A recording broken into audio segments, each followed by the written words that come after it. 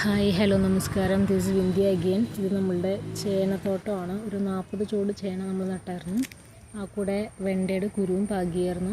ഇത് നമ്മളുടെ ചിരയ്ക്ക പടർന്നു തുടങ്ങുന്നതാണ്. അപ്പുറത്ത് മത്തൻ വെള്ളി വീശി തുടങ്ങുന്നതാണ് കാണുന്നത്. നമ്മൾ ആനക്കൊമ്പൻ വെണ്ടയുടെ വിത്താണ് കേട്ടോ പാകിയിരുന്നത്. ഇപ്പോൾ അതിൽ കാ പിടിച്ച് പൂവിട്ട് കായെല്ലാം പിടിച്ചു തുടങ്ങി. ആ കൂടെ പുഴുവിൻ്റെ ശല്യമുണ്ട്. അതിൽ പുഴുവുണ്ട്, അതിൻ്റെ മുട്ടയുമുണ്ട്. അതെല്ലാം ഈ ഇലയെല്ലാം കടിച്ച് തിന്ന് ഇങ്ങനെ ചുരുണ്ട് അങ്ങനെ ഇരിക്കുന്ന മിക്ക ചെടികളിൽ. ഇതൊരു ചേന എൻ്റെ ഇല വിടരാൻ തുടങ്ങുന്നതാണ്. ഇതിൽ നിറയെ കായ് പിടിക്കും.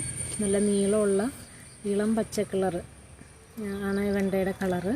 ഇത് കണ്ടോ, ഇതൊരു 3-4 എണ്ണം ഉണ്ടെങ്കിൽ നമുക്കൊരു കറിക്കുള്ളതായി. കഴിഞ്ഞ ദിവസം 4-5 എണ്ണം പറിച്ചായിരുന്നു. ഇത് നമ്മൾ ഇലയെല്ലാം ഇട്ട് മൂടി അങ്ങനെയാണ് ചേന നാലാക്കി മുറിച്ച് ചെറിയ പീസാക്കി അതിൽ ചാണകപ്പാലൊക്കെ പൊതിഞ്ഞിട്ട് അങ്ങനെ അതിൽ മുക്കി അങ്ങനെ നട്ട് ഇലയൊക്കെ ഇട്ട് മൂടി വെച്ചതാണ്. ഇപ്പം 1-2 മഴയെല്ലാം കിട്ടിയപ്പോൾ നല്ല ഉഷാറായി നിൽക്കുന്നതാണ്. നമ്മൾ നനച്ചു കൊടുക്കാറുണ്ടായിരുന്നു. 1-2 ദിവസങ്ങളും നനച്ചു കൊടുക്കാറുണ്ട്. അതുപോലെ നല്ലോണം കരിയിലേക്ക് ഇട്ട് മൂടിയതാണ്.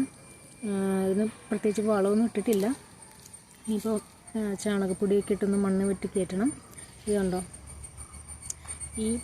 ഈ ബഗ്ഗാണ് ഇതെല്ലാം ഇലയെല്ലാം ഇങ്ങനെ തുളച്ച് വയ്ക്കുന്നത്. എല്ലാത്തിൻ്റെയും ഇലയെല്ലാം ഇങ്ങനെ പുഴുക്കേടുള്ള ഇലകളാണ്. എന്നാലും ഇത് മധുരക്കിഴങ്ങിൻ്റെ ചെടിയാണ് കേട്ടോ. നമ്മൾ നട്ടു കൊടുത്താണ്. എല്ലാത്തിൻ്റെയും ചുവട്ടിൽ നട്ടു കൊടുത്തിട്ടുണ്ട്.